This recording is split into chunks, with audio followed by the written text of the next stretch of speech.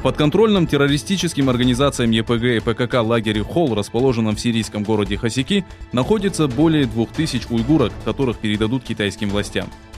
По сообщениям информационного агентства «Азия Хабар», после перестрелки с боевиками ИГИЛ, террористические организации ЕПГ и ПКК перевезли в данный лагерь мирных жителей Дейр-эз-Зора и семьи уйгуров, примкнувших к ИГИЛ. Известно, что более 2000 уйгурок, чьи мужья погибли в столкновениях, находятся в лагерях вместе с детьми. Выступивший по данному вопросу глава информационного центра Восточного Туркестана Абдулджалил Каракаш сделал следующее заявление. Передача уйгурских женщин китайским властям неприемлема. Женщины и дети, которые даже не знают, для чего находятся в зоне войны, не должны становиться жертвами игр, устроенных темными силами. Так как в Китае их ожидает тюремное заключение, мы призываем мировое сообщество не оставаться безучастными в данном вопросе.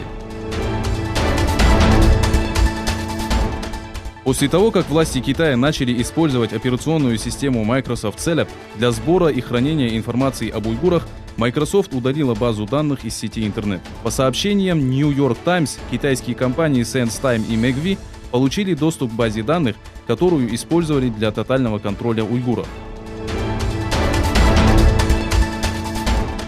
Тайвань, борющийся за независимость, принял решение, способное изменить ситуацию в регионе. Тайвань, рассматриваемый Пекином частью Китая, но признанный мировым сообществом отдельным государством, планирует приобрести у Соединенных Штатов Америки танки, противотанковые ракеты и оборонительные комплексы среднего диапазона. Решение Тайваня стало очередным фронтом борьбы США и Китая, начавшейся с экономического кризиса.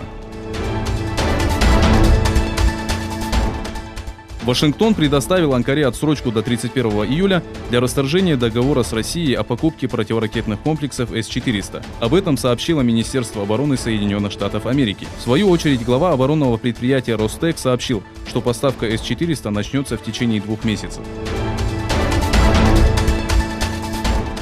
Президент США Дональд Трамп сообщил, что если не удастся достичь договоренности, то Мексика будет вынуждена платить государственную пошлину в 5%. Осудивший демократов по вопросу иммигрантов, Дональд Трамп заявил, что демократы не могут предложить ничего полезного в отношении законопроекта о мигрантах.